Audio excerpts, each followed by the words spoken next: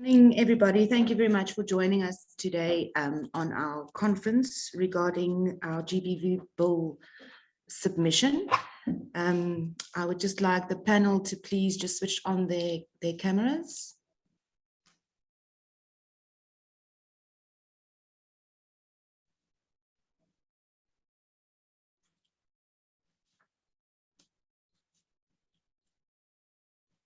Daniel? I'm not seeing you. Where are you? There you are.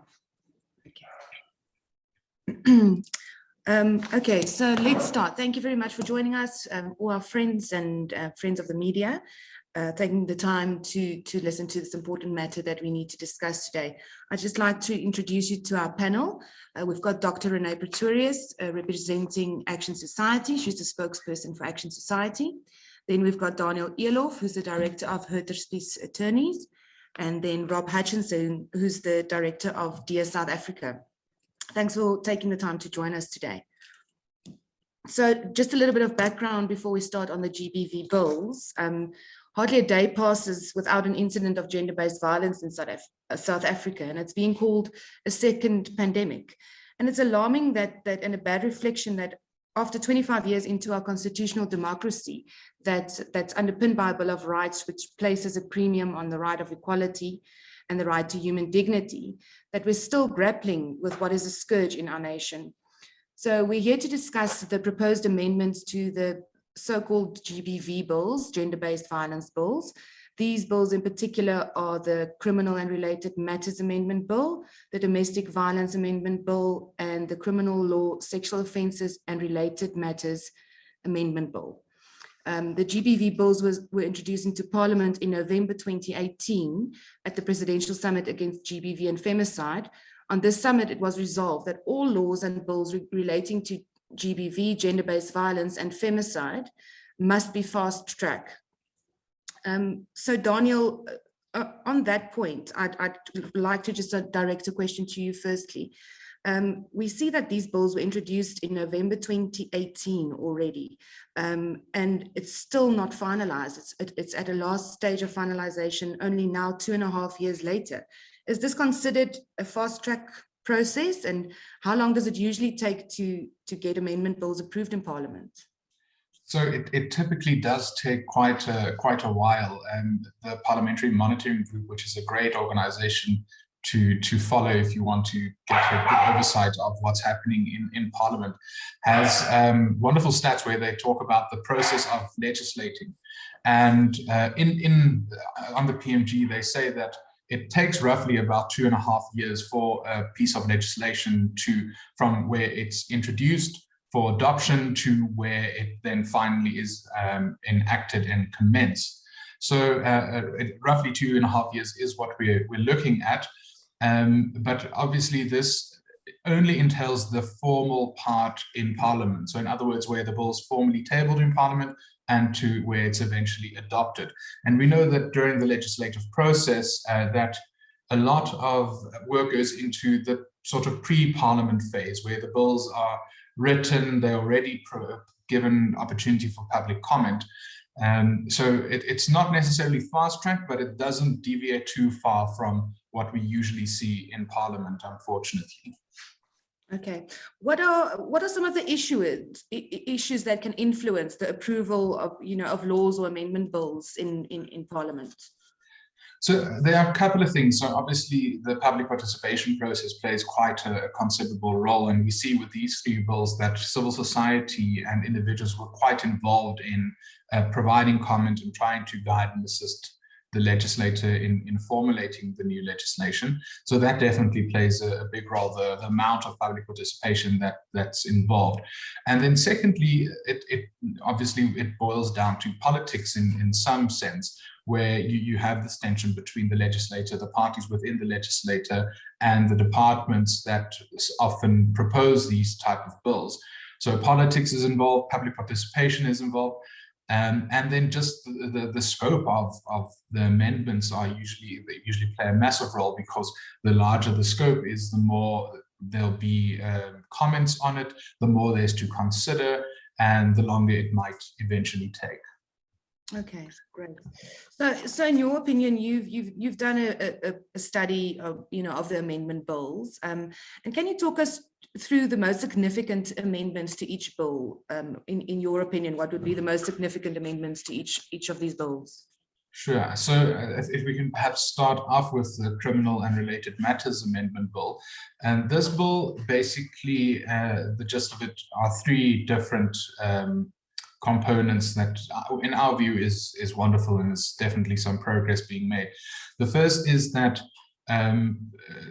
people who have suffered under GBV have now the opportunity to provide evidence through intermediaries, which is obviously wonderful because it just separates the accused from the victims a slightly bit more than we usually see. So that's definitely a step in the right direction.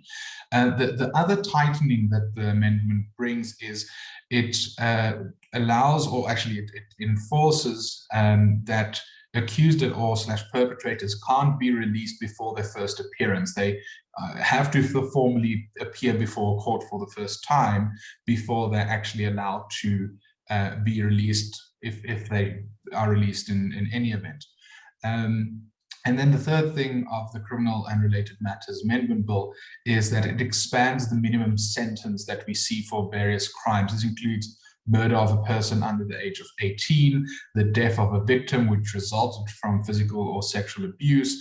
So it really is a broadening of the definition of domestic violence, and it provides for minimum sentences for these crimes, which hopefully achieves the goal of reducing gender-based violence and domestic violence that we see in South Africa, and that's so rampant, unfortunately. So that's the Criminal and Related Amendment Bill and the core issues that it addresses. If we look at the Domestic Violence Amendment Bill, there are mainly two issues at play. And the first is it broadens the definition of domestic violence as defined in the Act to include older people abused by family members, and it extends the general application of who the Domestic Violence Act protects. So that's also, like we mentioned, a step in the right direction. And then secondly, it allows complainants or victims to apply for a protection order online, which is obviously also a great development, because we've seen it during the past year. Things are moving more online, they're moving more virtual, and it eases access for these complainants. It's now easier and less daunting for victims to get a protection order and to try to protect themselves. And along with this new provision that allows for protection orders to be sought online, it also creates an integrated repository of protection orders where people are able to access these protection orders. There's a central database where they can be obtained, and it allows not only victims, but also the courts and the administration and our systems to easily, or at least easier, access different protection orders of different people, so that we have a broader, more general view when it comes to these matters, and that our courts can make better informed decisions. And then lastly, if we look Sorry, can I just on that specific point, I just want to ask, do you think that the state has the infrastructure or capacity to centralize, to create a central database where these protections? Yes. The simple answer is no.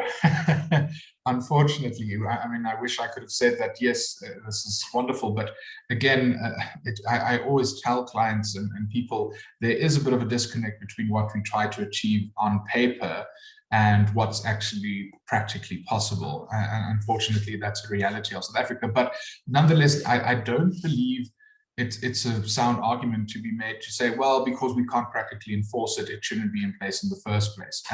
We still need to go through these processes, because we are trying to create a system where, when it's run well and correctly, it doesn't have loopholes, it doesn't have holes in it.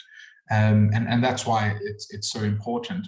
And obviously, the other question is, although the state might not have the capacity to centralize this type of of system, if we incrementally get to a point where the state might be willing to sort of give away some of its functions, where it might at least not necessarily purely privatized, but where it might take hands with the private sector to ensure that this centralized process or system works well, then at least we already have the enabling legislative provisions that allows for the state to take hands in the sort of public-private partnership with the private sector where the system might actually work.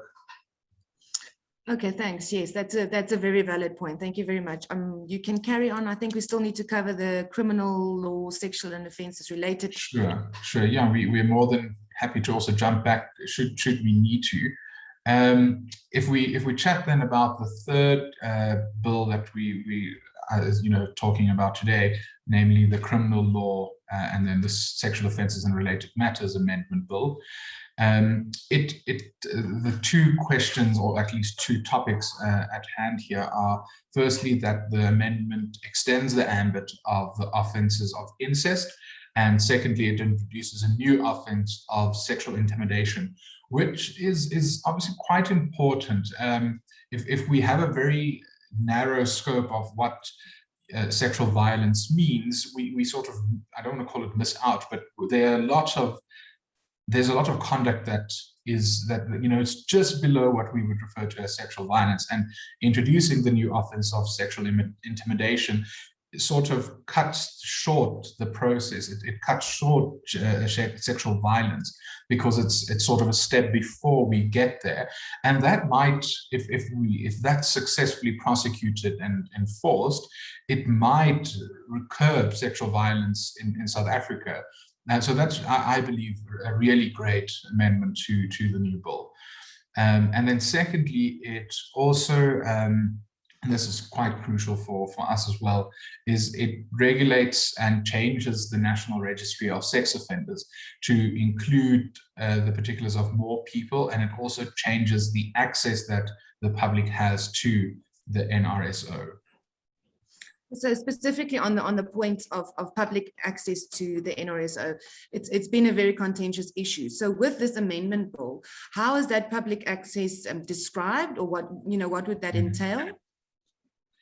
So it basically, the amendment says that any person may approach the registrar to submit an application to get information of a person potentially on the National Registry of Sex Offenders.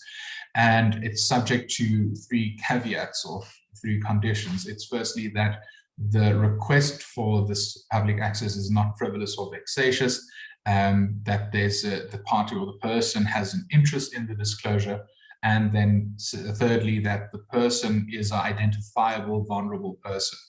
And if you just look at the aim of the Act, it quite clearly says it's there to extend the list of persons who are entitled to submit applications to the registrar of the NRSO. So it tries to enable and empower more people to access the NRSO so that they're able to obtain the information that they need. Obviously, if it's subject to the fact that it's not frivolous or vexatious and they have an interest and they are a vulnerable person. But in the end, it's an empowering tool for victims to hopefully stop future violence and future sexual offences being perpetrated not only against them, but against a family member or person perhaps that they are assisting. Okay, great. So you studied these amendment bills and the whole process, the phases of the public hearings and the whole approval process of these bills. During your investigation of these bills, is there something that you feel that wasn't included, that should be included, and that we might have to ask in future for it to be included in any of these bills? Look, the thing with legislation and with legislating as an activity is there's always more to be done. But things unfortunately happen incrementally, and I'm quite a proponent of incremental change. If you slowly chip away at something or slowly progress towards an end goal, it's a lot easier to achieve than trying to completely sort of revolutionize the system. So, and that's on the one hand. On the other hand, there were public submissions made by civil society and by individuals that is obviously beyond sort of the scope of what they initially wanted to, or the purpose at least of amending these bills. And there's always this balancing act that the legislator needs to go through to ensure that there's change and positive change, but on the other hand, to ensure that the change doesn't happen so quickly that it completely causes chaos and that it completely tips over the apple cart.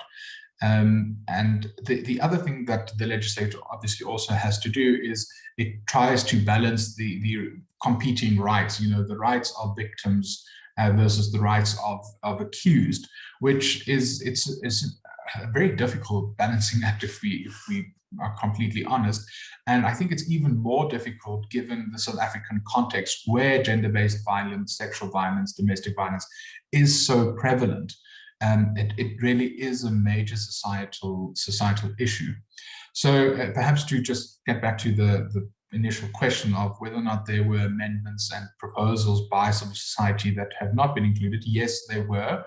But we need to remember this. I mean, this is already a step in the right direction. And there'll undoubtedly be more opportunities down the line for new amendments, for new public participation, and for new comments to be provided so that we can actually get where we want to be.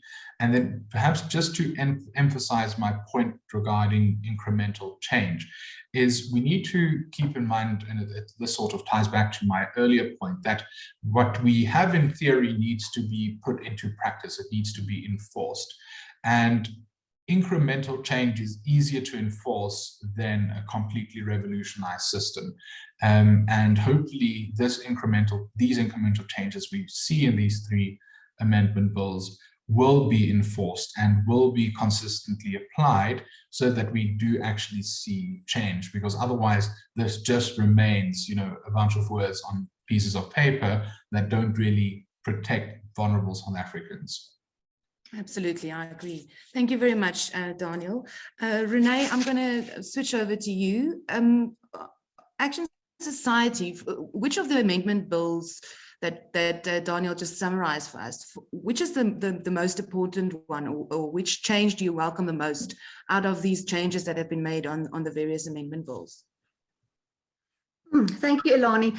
Yes, well, first I just want to state, for us as Action Society, we really want to be a voice for the voiceless. That is what we are here for. That's what we stand for. That's what we're focusing on. And so for us, these three amendment bills are all three very, very important. And if you look at it in the light of the fact that in South Africa, I just have to paint this picture first. In South Africa at the moment, we have over 50,000 sexual offences reported to the South African Police Service per year. Only 10% of rapes are roughly reported to the South African Police Service. And of this 10%, there's only a conviction rate of about 7.8%, a conviction rate. So that's a very, very, very, very low number. And this is why Action Society is so involved, or is so excited about some of these amendments, because we really do hope that this will change this very low number of, firstly, the amount of rapes being reported, and also it might have an influence on the very low conviction rate. So what we've done is we have submitted, we've made written submissions on these three bills, and our main concern remains the NRSO. Now, Donna has now mentioned how the scope is now increased and all of that, but I just want to also make clear something that I think Daniel did mention.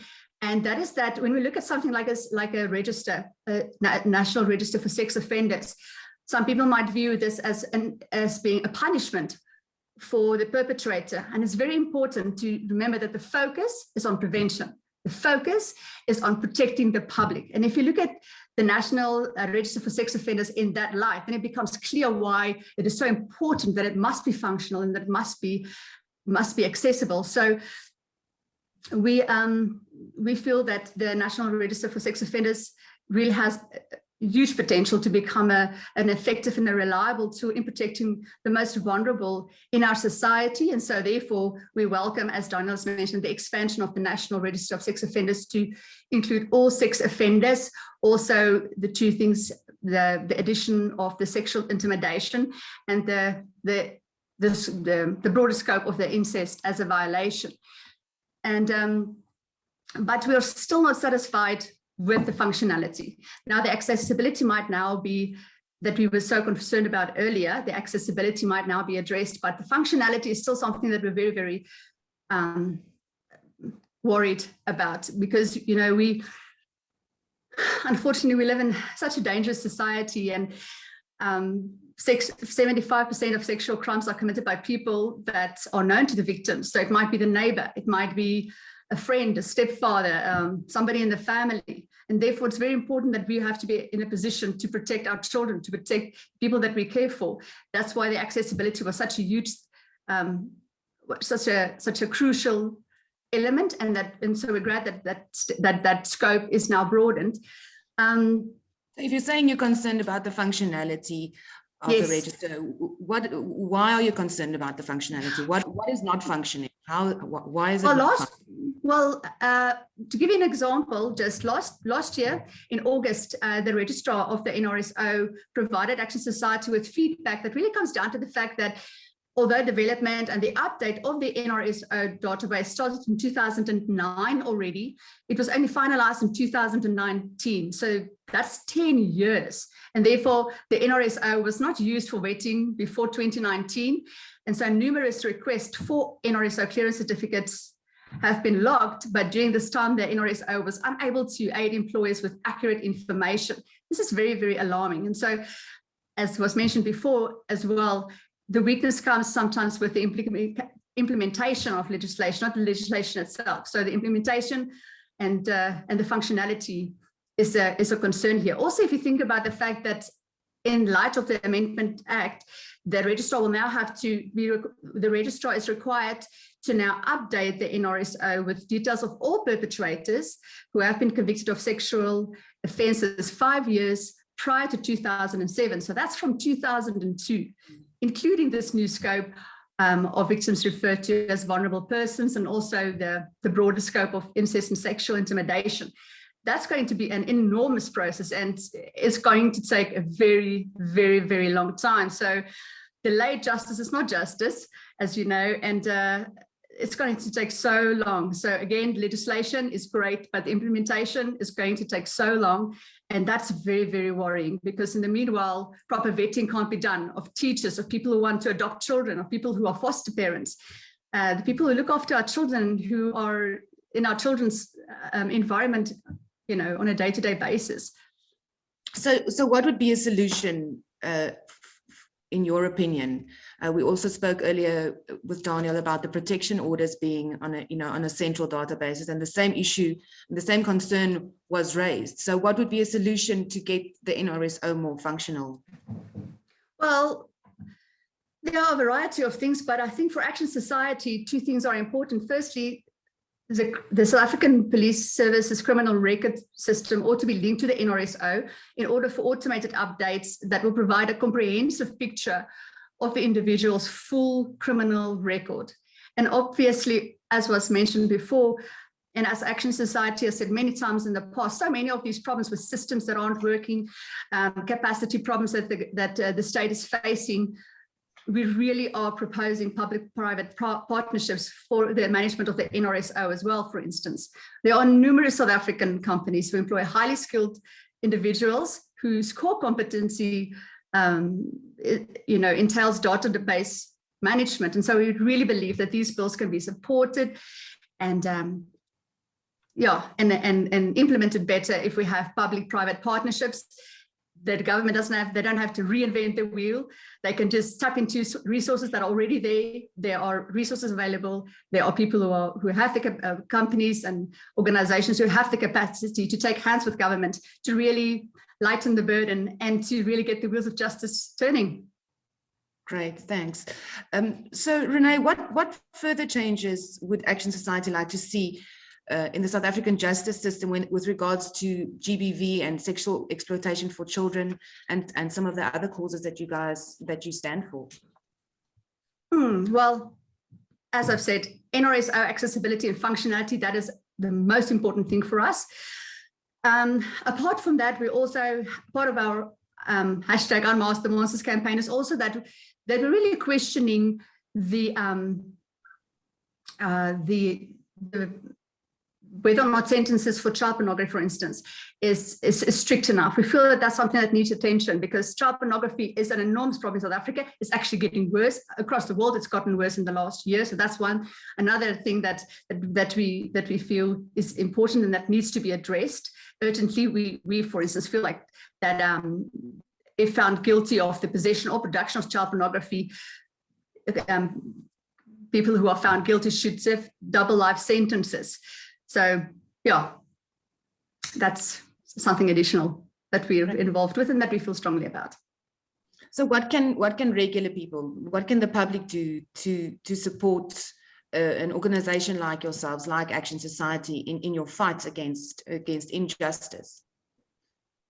Well, if we look at these three bills and we see how submissions made by the public really did make a difference. It did make a difference. People sometimes feel, you know what, it doesn't help to just write an email or make a submission, because who's really going to read it? Who's really going to look at it? But if you look at these three GBV amendment bills, you can see here the voice of the public. You can see that it wasn't people, somebody did listen. So we have to encourage the public, and we want to encourage the public, and especially close to our heart, GBV activists, to never stop contributing and to never stop making their voices heard. And therefore, the public has until the 9th of July, which is tomorrow, to still visit Dear South Africa's website and please do their part and make a written submission in terms of these acts. Great. These three amendment bills, sorry. Thanks, Renee. Rob, hi. I'm going to move over to your questions. You're the director of Dear South Africa. Thanks for joining us this morning. So Dear South Africa's main aim is to encourage public participation in South Africa. Why is public participation so important? Well, to give you the answer in one sentence, it'd be simply because the lawmakers are generally not the target market of the legislation. So they have to get the opinions and the input from the people which the legislation affects.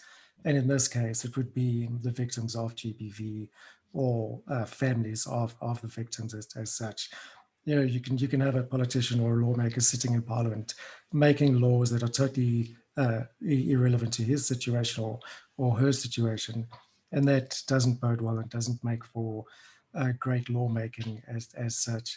So as we live in a representative democracy and a participative democracy, the public is by law compelled to be involved in policy formation to create sufficient and adequate policy that can actually be enforced and work for society and for government.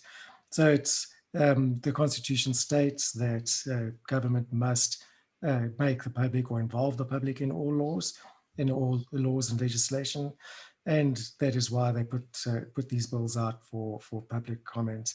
And it's a great way to create and influence a draft legislation before it gets implemented into law. And that's very important, because once something has been signed into law by the president or into legislation, it's very difficult and costly to have that law amended at a later stage or rescinded. So therefore, public participation plays a vital role in policy formation. So do you think that government considers all comments made during a public participation process? No, unfortunately not. You know, particularly now where the public's become more aware of the impact that public participation can have, we've seen a flood of participants and submissions through to government. So whereas before, say about 4 years or 5 years ago, they used to get 20 to 30 submissions from mainly from civil society organizations. Now that the public's woken up to this, government is flooded with up to 100,000 public submissions. And the law says that they have to acknowledge and consider every single individual public submission, but clearly they can't, and that delays the process of formulating the law and getting it on. However, we do, as DRSA, we do supply them with a summary as long as we, along with the raw data that we give them. So we break it down into the top concerns, and which are based on the memorandum of objects of each bill, and that it gives them a breakthrough where they don't have to sit through and go through 100,000 public submissions. There's a general theme that runs through them all, which we summarize. Okay. So during this specific public participation process on the GBV bills, I know you've worked through some of the data. What was some of the significant responses? What was you're talking about a theme as well. What was the major theme of the responses that you got? Like, well, there's a lot of support for these three bills, and that's brilliant to see. And generally when you put out positive bills that society responds well to, you don't get much participation. The public love to participate in bills that are seemingly oppressive or repressive, but when you see bills like this, it's generally low. However, like I said, there's a lot of support for the amendments, but the common theme that definitely exists throughout all of the comments is a lack of ability by government to enforce these laws. Great amendments, but how are we going to enforce this given government's track record across the field? And that seems to be a common theme throughout most legislative amendments and suggestions. However, it's definitely the strongest theme that comes through here. Our government has a wonderful reputation for, I want to say wonderful reputation, yeah, for developing fantastic legislation that looks lovely on paper, like Donnie said. But when it comes to actually rolling it out or implementing it and then enforcing it, yep, we see a certain lack of skills there, which again, it opens the door for public-private partnerships, definitely to help from the civil and private sector to assist government in actually creating a better society. We can't just rely on government. They're definitely underskilled and under-resourced, and there has to be a proper collaborative effort from all sectors, especially on important issues like GVV, because enforcement is, at the end of the day, is what really counts in this.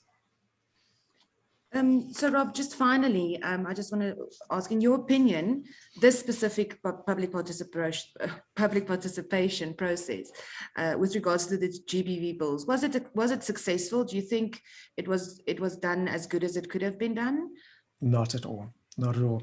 So it's very difficult when you lump three significant amendments to three separate pieces of legislation into one call for comment. The public become overwhelmed.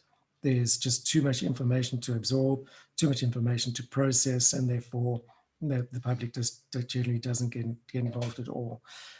This is I think I'd like to say this is the third round already on GBV legislation. And the first time it came out, the bills were presented individually. And there we saw great participation on that. There was, I think, around about 7,000 or nearly 9,000 public submissions that came through in the first round. And then we've seen other bills such as the Victim Support Services Bill, which is also related to GBV, the Children's Amendment Bill. And because those were presented individually, we saw fantastic participation on that.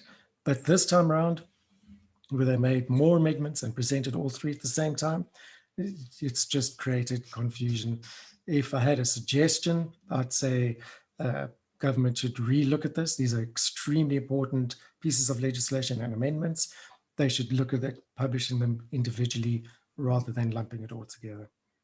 Okay, all right, thanks. Well, from my side, that's about all I've got for this morning. I don't know if we just want to get a closing remark from each of the participants. I'll start with you, Daniel.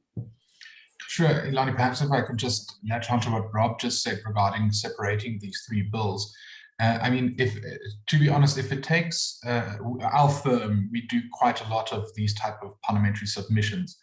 And if it took our firm the amount of time it did to work through all three of these pieces of legislation, can you just imagine how long or impossible it is for ordinary South African to go through all three pieces of legislation, that in the first place.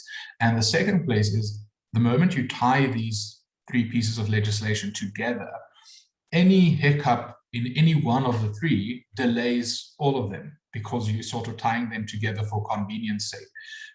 So I think it's such a crucial point that Rob made. Ideally, you'd want the three of them to be separated because we could have had a situation where one or two of them have already been enacted. And we've already sort of been hoping to reap the fruits of that particular amendment. So I really think Rob hit the nail on the head. I hope we don't see more of this type of strange combining of legislation, and that rather each and every amendment is considered in own right and on its own merit. Okay, great. Thanks, Daniel. Please just don't go anywhere. Then we might have some questions for you. Renee, from Action Society's side?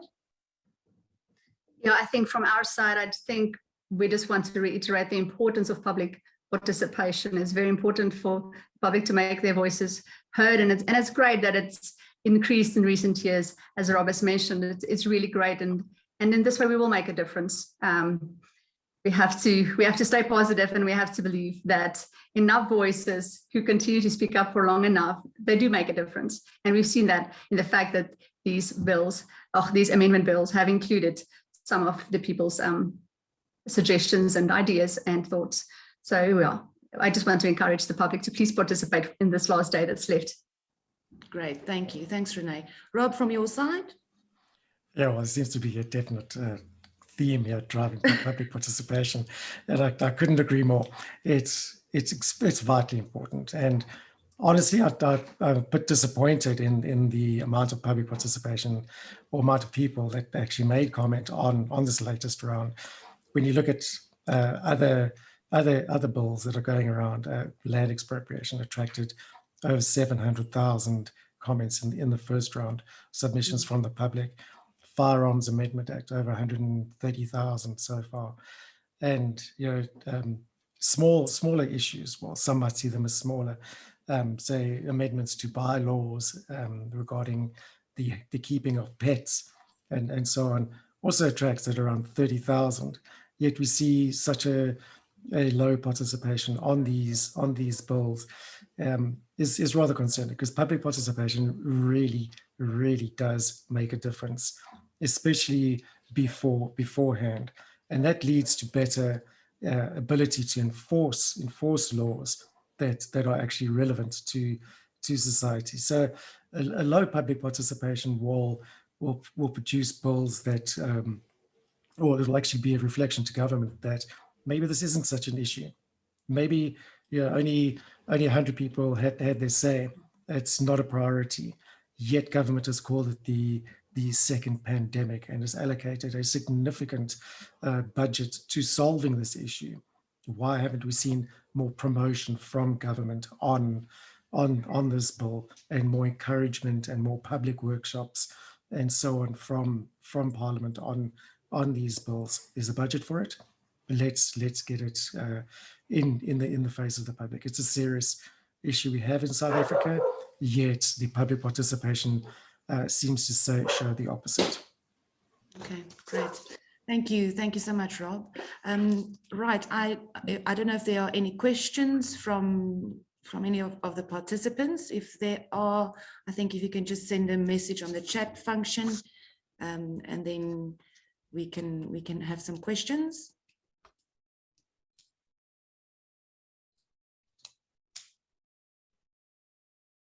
Any questions? You can just go ahead and ask. You just unmute yourself.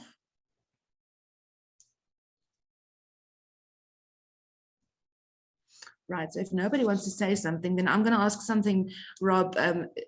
You were just talking about government doing more to actually encourage public participation.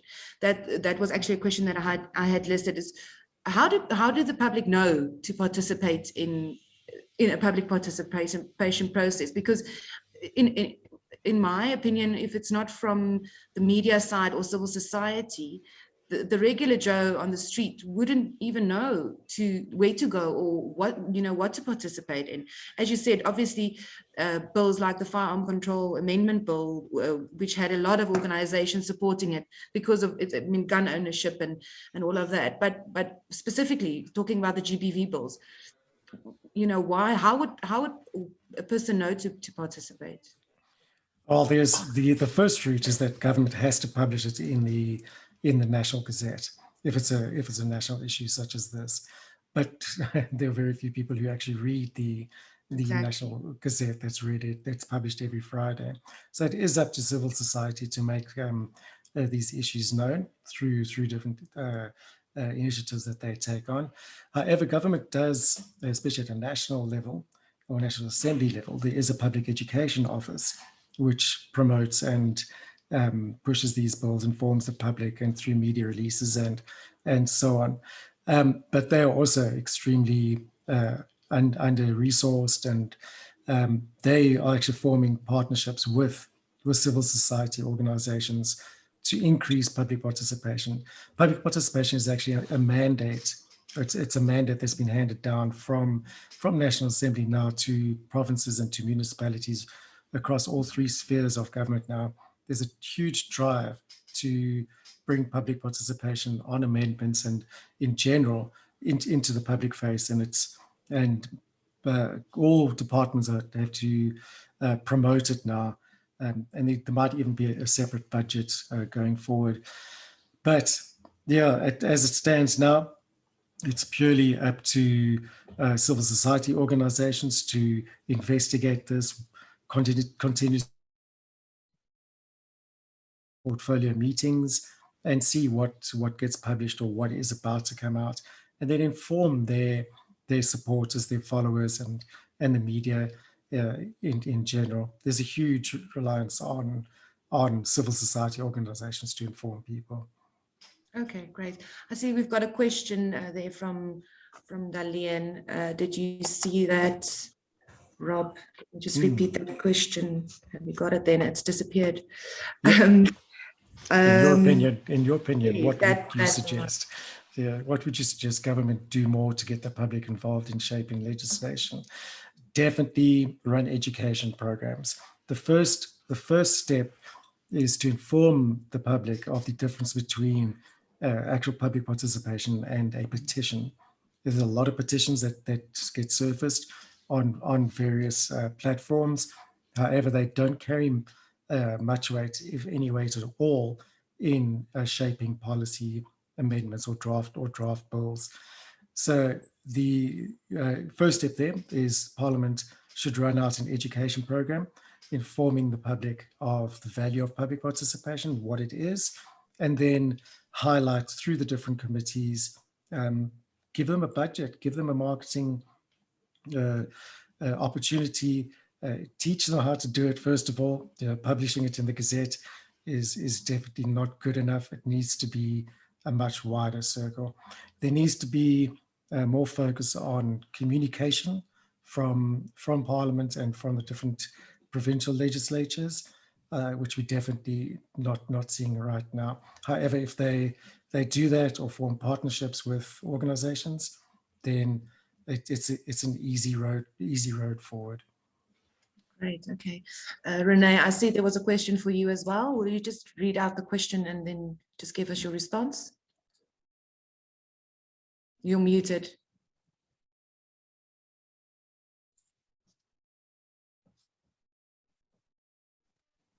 Can you hear me now? There we go. All right. So I see the question was, there were two questions. The first one was, besides supporting the fight against GBV, what other causes does Action Society support? So as I've mentioned, we have the Unmask the Monsters campaign, which focuses which is all about the fact that we're questioning whether or not child pornography perpetrators, in terms of that, if the sentencing is really strict enough. So we're focusing on child pornography under it's part of the hashtag Unmask the Monsters campaign. And then another campaign that's not applicable here, but something that we're also running at the moment is our Celia Must Go campaign, where we feel that the minister has failed to serve the public and to help protect South Africa's most vulnerable in his 2 terms as the Minister of Police. So those 2 things. And then I see there's another one: how can the public get involved in our organization? So, well, please support our campaigns. So people can go to our website, Action Society's website, and just look at all our campaigns. So we have quite a few campaigns running there. Again, I'm going to use that word that's been used so many times: public participation. If you support put your names. If you add your name to our campaigns, obviously you would have participated in a small way, and eventually it will make a big difference. So yeah, go to our website, support our campaigns, and make your voices heard every opportunity that you can. And if you want to write us a message, there's a page on the website where you can write us a message and make contact with us. Great, thanks, Renee. Daniel, I see there's a question for you. From a legislative point of view, how can public or government ensure better enforcement of these bills, in your opinion? Get a better government. It's really as simple as that. It's unfortunately the sad reality. It just boils down to actually using the mandate that the democratic process gave you as a government to fulfill your responsibilities towards the people. It's as simple as that. But I think I do hope we're getting there. I think South Africa we're still, we're in that angsty, 20 years phase where you're, trying to figure out life, our democracy, and that's where we're at the moment. I think South Africa's democracy is only sort of settling now, and we're trying to figure out who we are and who we want to be. And I am optimistic that we will sort out the relationship between government and the people to hopefully ensure that these wonderful pieces of legislation are enforced correctly, and that the less wonderful pieces of legislation are withdrawn and repealed, so that we can actually build a prosperous, safe South Africa. Great, thanks. Absolutely, we all have to work together to make it better. If there are no further questions, I don't see any further questions, then we're going to wrap it up.